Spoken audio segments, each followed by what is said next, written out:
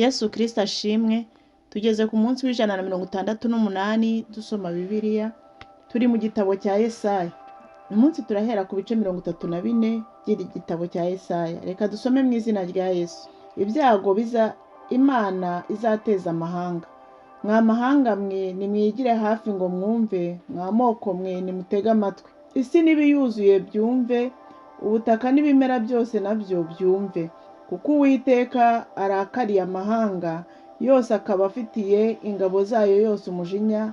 Yarabarimbuye rwose, arabatanga ngo bapfe. Intumbi z'ingabo zabo zizajugunywa hanze, umunuko wazo uzakwira hose, kandi imisozi izatengurwa n'amaraso yabo. Ingabo zo mu ijuru zose zizacikamo igikuba, n'ijuru rizazingwa nk'umuzingo w'impapuro, kandi ingabo zaryo zose zizaraba nk'ikibabi cy'umuzabibu cyangwa icy'umutini, uko biraba bigahunguka. Nuhiriye inkota yanjye mu ijuru irahaga, none igiye kugwira muri Edomu n'abantu navumye ngo ibahane. Inkota y'Uwiteka inyoye amaraso, ibyibuhijwe n'ibinure n'amaraso by'abana b'intama n'ihene, n'ibinure byo ku mpyiko z'amasekurume y'intama. Kuko Uwiteka agiye kwitambirira igitambo i Bosira, akica benshi mu gihugu cya Edomu. Imbogo zizamanukana nabo, kandi ibimasa bizamanukana n'amapfizi.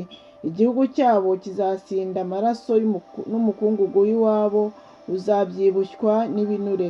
Kuko uwo munsi ari uwo guhora k'Uwiteka, ni umwaka wo kubitura inabi bagiriye i Siyoni. Imigezi yaho izahinduka ubujeni, n'umukungugu waho uzahinduka amazuku, kandi igihugu cyaho kizahinduka ubujeni bwaka. Ntawe uzakizimya ku manywa na nijoro. Imyotsi yacyo izacumba iteka ryose. Kizahora ari amatongo uko ibihe biha ibindi, kandi ntawe uzakinyuramo iteka ryose. Ahubwo inzoya n'ibinyogote nibyo bizaba byene byo, ibihunyira n'ibikona nabyo bizakibamo. Azahageresha umugozi ari wo mivurungano, na timazi ari yo gusigara ubusa. Bazahamagaza imfura z'icyo gihugu ngo zimike umwami, ariko nta yizaba ihari, kandi abatware baho bazaba bahindutse ubusa. Amazu yaho y'inyumba azameramo amahwa, n'ibihome byaho bizameramo ibisura n'ibitovu. Azaba ikutiro ry'ingunzu n'imbuga y'imbuni. Inyamaswa zo mu ishyamba zizahahurira n'amasega, n'ihene y'ibikomo izahamagarana na mugenzi wayo, kandi ibikoko bya nijoro bizahibonera uburuhukiro bihabe. Ariko niho impiri iziremera icyari, itera amagi, iturage, ibundikire, kandi aho niho za sakabaka zizateranira, iy'ingore n'ingabo yayo. Nimushake mu gitabo cy'Uwiteka musome, nta na kimwe muri byo kizabura, nta kigore kizabura ikigabo cyacyo, kuko Uwiteka ari we ubitegekesheje akanwa ke, kandi umwuka we akaba ari we ubiteranije. Yahabifindiriye ubufindo, n'ukuboko kwe niko kwahabigabanyishije umugozi. Bizaba byene cyo, bihabe uko ibihe biha ibindi. Yesaya ibice 35. Inzira y'abacunguwe. Ubutayu n'umutarwe bizanezerwa, ikidaturwa kizishima kirabya uburabyo nka Basereti. Buzarabya uburabyo bwinshi, buzishimana umunezero n'indirimbo. Buzahabwa ubwiza bw'i Lebanoni, n'igikundiro cy'i Karumeli n'i Sharoni. Bazareba ubwiza bw'Uwiteka n'igikundiro cy'Imana yacu. Mukomeze amaboko atentebutse, mukomeze amavi asukuma, mubwire abafite imitima itinya muti mukomere ntimutinye. Dore Imana yanyu izazana guhora, ariko kwitura kw'Imana izazibakize. Icyo gihe impumyi zizahumurwa, n'ibipfamatwi bizaziburwa. Icyo gihe ikirema kizasimbuka nk'impara, ururimi rw'ikiragi ruzaririmba, kuko amazi azadudubiriza mu butayu, imigezi izatembera mu kidaturwa. Kandi umusenyi wotsa utera ibishashi uzahinduka ikidendezi, n'umutarwe uzahinduka amasoko. Mu ikutiro ry'ingunzu aho zaryamaga hazaba ubwatsi n'uruberanya n'urufunzo, kandi hazabaho inzira nyabagendwa, iyo nzira izitwa inzira yo kwera. Abanduye imitima ntibazayicamo, ahubwo izaba iya ba bandi. Abagenzi naho baba ari abaswa ntibazayiyoba. Nta ntare izahaba, inyamaswa yose y'inkazi ntizayigeramo, ntibizayibonekamo, ahubwo abacunguwe nibo bazayinyuramo. Abacunguwe n'Uwiteka bazagaruka bagera i Siyoni baririmba, ibyishimo bihoraho bizaba kuri bo, bazabona umunezero n'ibyishimo, kandi umubabaro no gusuza umutima bizahunga. Yesaya ibice 36. Senakeribu atera i Buyuda asuzuguza Hezekiya. Mu mwaka wa 14 wo ku ngoma y'umwami Hezekiya, Senakeribu umwami wa Ashuri yarazamutse atera imidugudu y'i Buyuda yose yari igoswe n'inkike, arayitsinda. Bukeye umwami wa Ashuri ari Karishi atuma Rabushake ku mwami Hezekiya i Yerusalemu ari kumwe n'ingabo nyinshi. Agezeyo ahagarara ku mugende w'amazi y'ikidendezi cyo haruguru cyari ku nzira yo mu gisambu cy'umumeshi, asanganirwa na Eliyakimu mwene Hilukiya umunyarugo, na Shebuna umwanditsi, na Yowa mwene Asafu umucurabwenge. Rabushake arababwira ati, nimubwire Hezekiya nonaha muti, umwami mukuru, umwami wa Ashuri aradutumye ngo, ibyiringiro byawe n'ibyiringiro cye, ngo inama zawe n'imbaraga zawe byo kurwana ni ubusa, ariko uwo wiringiye ninde watumye ungandira? Erega wiringiye inkoni y'urubingo rusadutse, ari rwo Egiputa. Umuntu warwishingikirizaho rwamucumita mu kiganza rukagihinguranya. Uko niko Farawo umwami wa Egiputa amerera abamwiringira bose. Kandi nimuvuga muti, twiringiye Uwiteka Imana yacu, mbese si yo Hezekiya yasenyeye ingoro n'ibicaniro byayo, akabwira Abayuda n'ab'i Yerusalemu ati, muzajye muramya muri imbere y'iki cyotero cy'i Yerusalemu? Nuko rero usezerane na databuja umwami wa Ashuri, ubwanjye nzaguha amafarashi 2,000, niba wowe ubwawe wazibonera abayajyaho. Wabasha ute kwirukana umutware n'umwe muto cyane mu bagaragu ba databuja? Kandi wiringiye Abanyegiputa ko bazaguha amagare y'intambara n'abagendera ku mafarashi.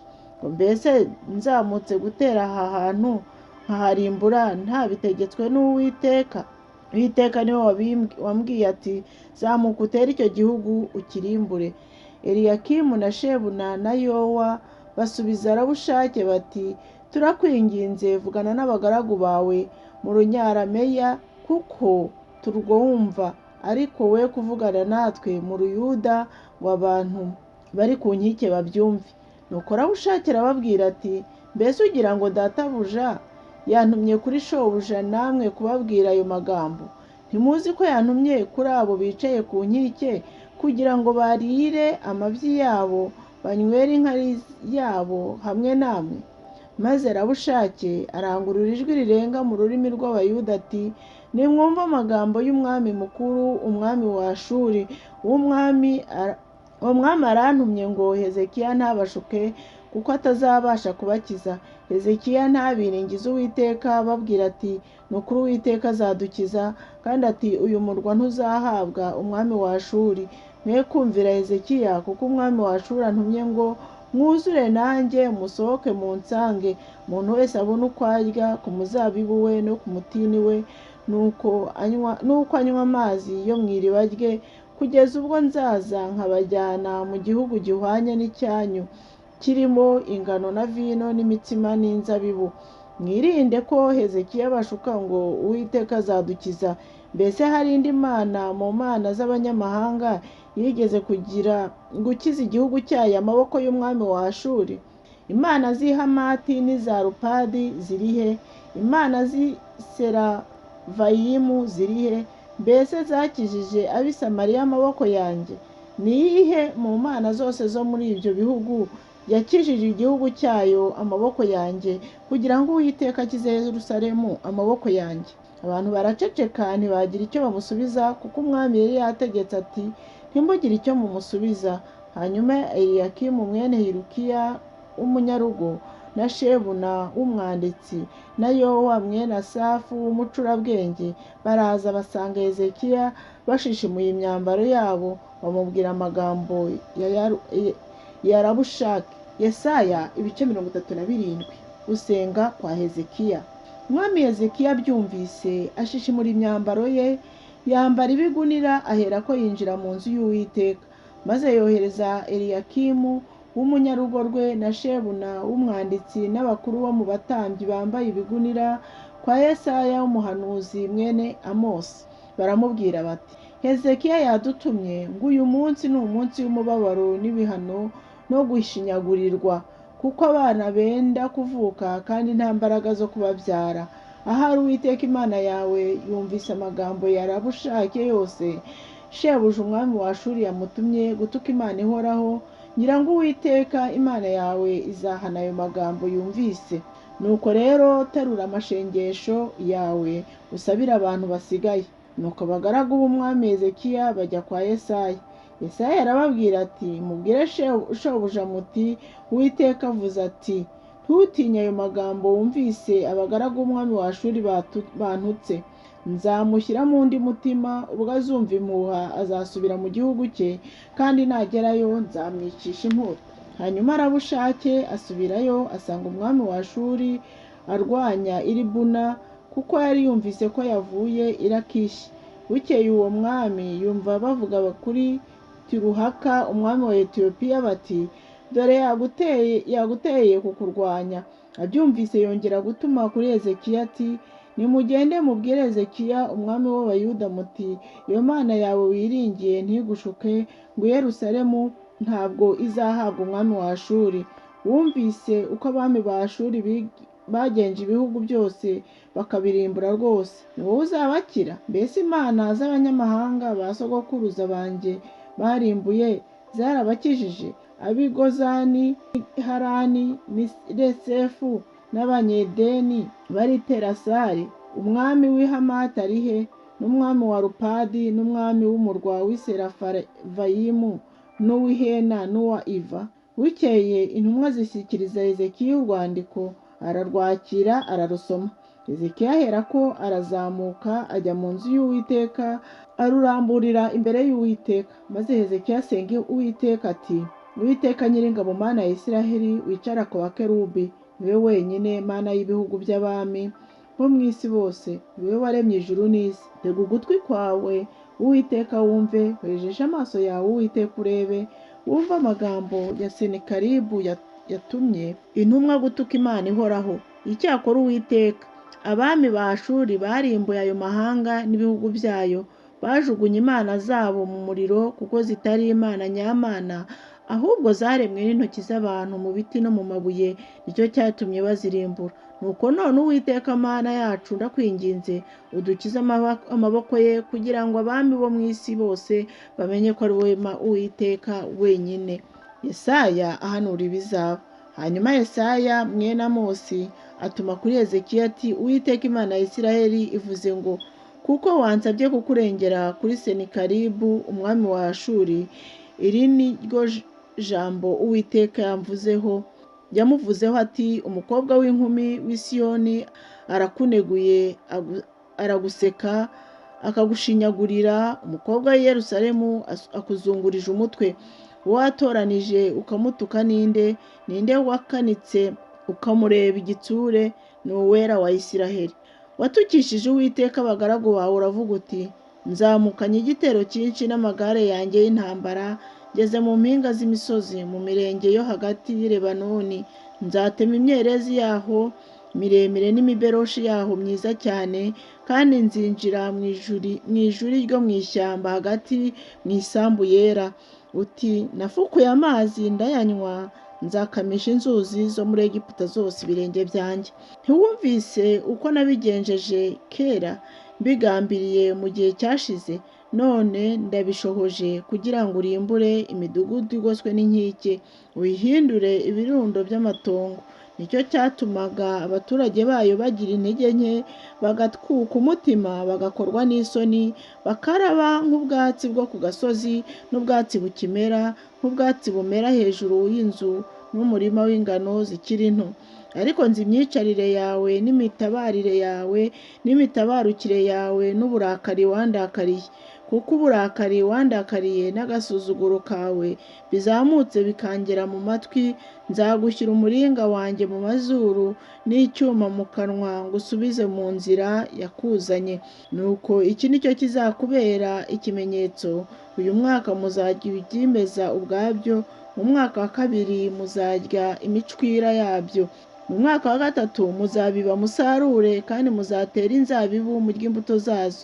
Kandi abo mu nzu ya Yuda basigaye bacitse ku icumu bazongera bashore imizi hasi, kandi hejuru bazera imbuto, kuko muri Yerusalemu hazasohoka igice gisigaye, kandi ku musozi wa Siyoni hazasohokayo abacitse ku icumu. Ishyaka ry'Uwiteka rizabisohoza. Nicyo cyatumye Uwiteka avuga iby'umwami wa Ashuri ati: ntabwo azagera kuri uyu murwa, kandi ntazaharasa umwambi we cyangwa ngo aherekerane ingabo ze, kandi ntazaharunda ikirundo cyo kuririraho.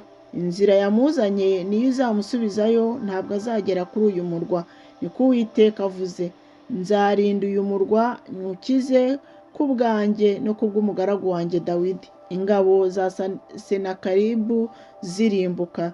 Maze marayika w'Uwiteka arasohoka, atera urugerero rw'Abashuri, yica ingabo zabo 108,000 n'ibihumbi 5. Abantu babyutse kare mu gitondo basanga ingabo zose ari imirambo. Nuko Senakeribu umwami wa Ashuri arahava asubirayo atura i Nineve. Bukeye ari mu ngoro y'Imana ye Nisiroti aramya Adurameleki na Shareseri abahungu be baraza bamwicisha inkota, baherako bacikira mu gihugu cya Aratati. Maze umuhungu we Esarihadoni yima ingoma ye. Ibice 38 by'igitabo cya Yesaya. Hezekiya yongererwa imyaka yo kubaho.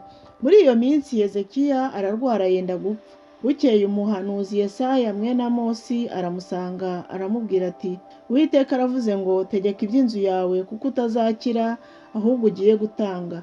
Nuko Hezekiya yerekera ivure atakambira Uwiteka ati: ndakwinginze Uwiteka, uyu munsi wibuke ko najyaga ngendera mu by'ukuri imbere yawe n'umutima utunganye, ngakora ibishimwa imbere yawe. Nuko Hezekiya ararira cyane. Maze ijambo ry'Uwiteka rigera kuri Yesaya riti: subirayo ubwire Hezekiya utumwa Uwiteka Imana ya sogokuruza Dawidi iravuze iti: nyumvise gusenga kwawe, mbona n'amarira yawe, kubaho kwawe nzongeraho indi myaka 15, kandi nzagukizanya n'uyu murwa, bakize umwami wa Ashuri, nzawurinda. Iki ni cyo kimenyetso Uwiteka aguhaye, gihamya yuko Uwiteka azasohoza icyo avuze. Dore nzaheraho igicucu kigeze ku ntambwe z'urugero rwa Ahazi, ngisubizanyeyo n'izuba intambwe 10. Nuko izuba riheraho ryari rigeze rirenga, risubirayo umwanya w'intambwe 10 z'urugero.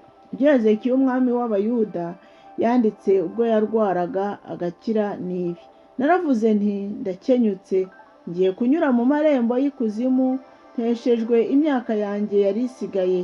Ndavuga nti sinzongera kureba Uwiteka mu gihugu cy'abazima, kandi sinzongera kubonana n'abantu b'abaturage bo mu isi. Ubugingo bwanjye buratamurutse, bunkuweho nk'ihema ry'umwungeri. Ubugingo bwanjye ndabuzinze nk'uko umuboshyi w'imyenda ayizinga. Azanca mu biti biboheranwamo imyenda, uhereye mu gitondo ukageza nijoro uzaba umazeho rwose. Ndaceceka nkageza mu gitondo, ariko uvuna amagufa yanjye yose nk'intare. Uhereye mu gitondo ukageza nijoro uzaba umazeho rwose. Ntaka nk'intashya cyangwa uruyongoyongo, nkaniha nk'inuma iguguza. Erega amaso yanjye yaheze hejuru, Nyagasani Uwiteka ndarengana ndengera. Mvuga iki kandi? Ubwo yanshubije ubwe wenyine niwe wabikoze. Imyaka yanjye nzamara yose nzajya ngenda niyoroheje, nibuka umubabaro wo mu mutima wanjye. Uwiteka ibyo ni byo bibeshaho abantu, kandi muri ibyo byonyine niho umutima wanjye ubona ubugingo. Nuko nkiza umbesheho. erega icyatumye ngira ibinsharirira cyane ni ukugira ngo mbone amahoro, kandi urukundo wakunze ubugingo bwanjye rwatumye ubukiza urwobo rw'iborero. Ibyaha byanjye byose warabyirengeje, kuko ikuzimu hatabasha kukogeza n'urupfu rutabasha kuguhimbaza. Abamanuka bajya muri rwa rwobo ntibabasha kwiringira ukuri kwawe. Umuzima ni we uzakogeza nk'uko nkogeza uyu munsi. Se w'abana azabigisha ukuri kwawe. Uwiteka yiteguye kunkiza, nicyo kizatuma turirimba mu nanga indirimbo nahimbye turi mu nzu y'Uwiteka iminsi yose tuzamara tukiriho. Kandi Yesaya yari yababwiye ngo bende umubumbe w'imbuto z'umutini bawushyire ku kirashi cye arakira. Kandi Hezekiya yari yabajije ati, ni ikimenyetso cyerekana ko nzazamuka nkajya mu nzu y'Uwiteka. Yesaya ibice 39. Hezekiya amurikira intumwa z'i Babuloni ubutunzi bwe. Icyo gihe Merodaki Baladani mwene Baladani umwami w'i Babuloni yoherereza Hezekiya inzandiko n'amaturo, kuko yari yumvise uko Hezekiya yarwaye agakira.